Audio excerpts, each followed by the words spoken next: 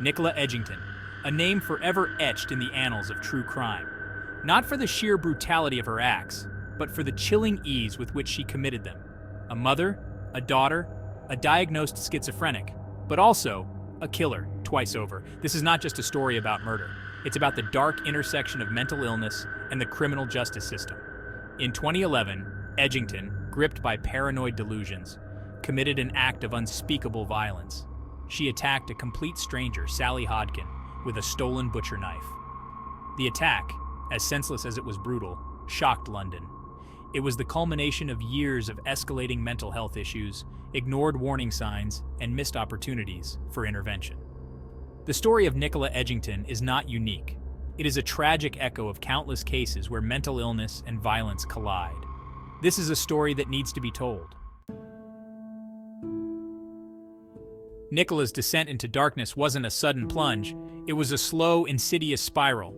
Signs of trouble emerged early in her life. Mood swings, angry outbursts, difficulty coping with everyday life.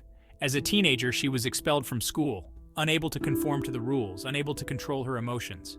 Her family, though loving, struggled to understand the turmoil within her.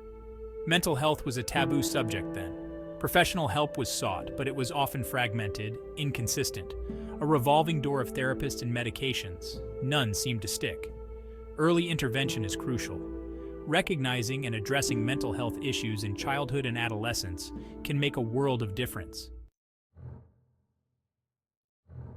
As Nicola entered adulthood, her mental health deteriorated.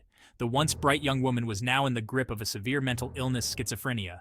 The world, in her mind, became a terrifying, distorted place. Delusions took root, paranoia blossomed. She heard voices, saw things, felt threatened by unseen enemies. In 2005, tragedy struck.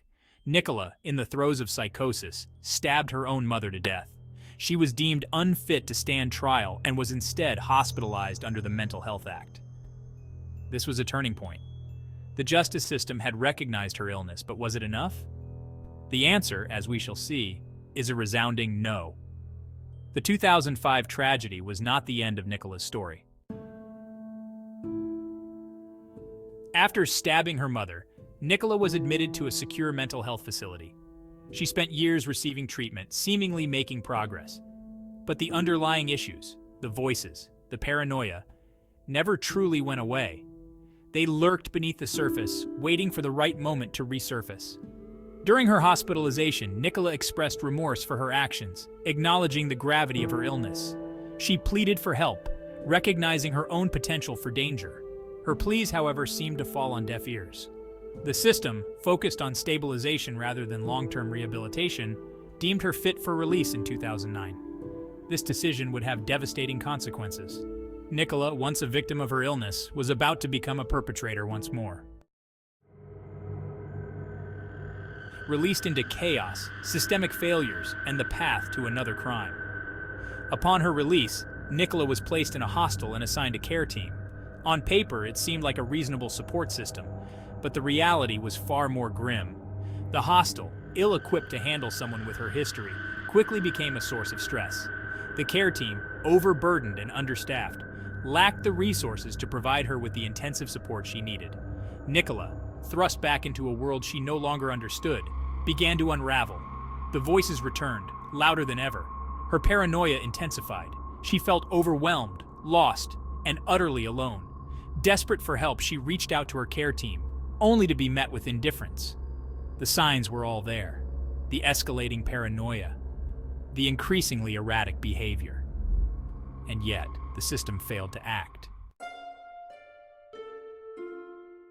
A day of horror, the murder of Sally Hodkin. October 10th, 2011, a day that began like any other. But for Sally Hodkin, a 58-year-old woman simply going about her day, it would end in unimaginable horror. Nicola, consumed by her delusions, fixated on Sally as a threat, a stranger, transformed in her mind into an enemy. Armed with a stolen butcher knife, Nicola launched a frenzied attack. Sally, caught completely off guard, stood no chance. She was stabbed multiple times, left bleeding to death on the pavement. The attack, as brutal as it was senseless, sent shockwaves through the community. It was the tragic, inevitable outcome of a system that had failed her at every turn. Sally Hodkin became another victim of a system ill-equipped to deal with the complexities of mental illness. Unraveling the truth, the trial, and Edgington's mental state. The trial of Nicola Edgington was more than just a legal proceeding. It was a public dissection of a life marred by mental illness. The prosecution painted a picture of a cunning, manipulative woman, fully aware of her actions. The defense argued that Nicola was not a criminal, but a deeply unwell woman in the throes of psychosis. They presented evidence of her long history of mental illness, her desperate pleas for help, and the systemic failures that led to her relapse. The jury had to decide, was Nicola Edgington a cold-blooded killer or a victim of her own mind? A justice or a failure of the system? The verdict and its implications. In April 2013, the jury delivered their verdict. Nicola Edgington was found guilty of manslaughter on the grounds of diminished responsibility. The verdict, a recognition of her mental illness, sparked a heated debate. Was justice served, or had the system failed once again? For Sally Hodkin's family, the verdict brought little solace. Their grief was compounded by anger, by a sense of injustice, by the knowledge that their loved one's life was cut short by a system that failed to protect her.